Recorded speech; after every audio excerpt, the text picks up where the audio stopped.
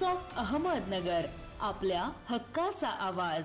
आमदार निलेश लंके यांच्या पारनेरमधील निलेश लंके प्रतिष्ठानतर्फे नगरमध्ये शिवपुत्र संभाजी हे महानाट्य आयोजित केले होते।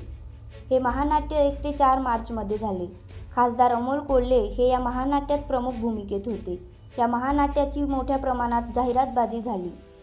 याच महानाट्याची माहिती देतानाचा व्हिडिओ पोलीस कर्मचारी भाऊसाहेब शिंदे यांचा व्हायरल झाला आहे। या महानाट्याची माहिती भाऊसाहेब शिंदे देत असताना 20 फेब्रुवारीपासून ते हक्काच्या रजेवर होते। त्यावेळी भाऊसाहेब शिंदे यांनी शालेय स्तरावरील विद्यार्थ्यांना महानाट्याची माहिती सांगत होते। समाज माध्यमांवर व्हायरल झालेल्या व्हिडिओची दखल पोलीस अधीक्षक राकेश ओला यांनी घेतली। राकेश ओला यांनी भाऊसाहेब शिंदे यांच्या निलंबनाचा थेट आदेशच काढला।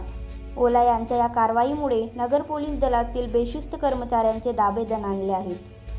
ओला यांनी काढलेल्या आदेशात म्हटले आहे, आमदार लंके यांनी आयोजित केलेल्या शिवपुत्र संभाजी महानाट्याची शालेय स्तरावर विद्यार्थ्यांना देत असतानाचा व्हिडिओ व्हायरल झाला आहे।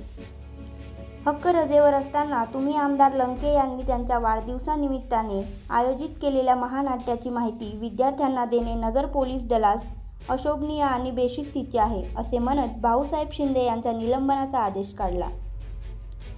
शिंदे यांच्या निलंबनाच्या आदेशाबरोबरच त्यांना नगर मुख्यालयाला नियमित हजेरी ठेवण्यात आली आहे।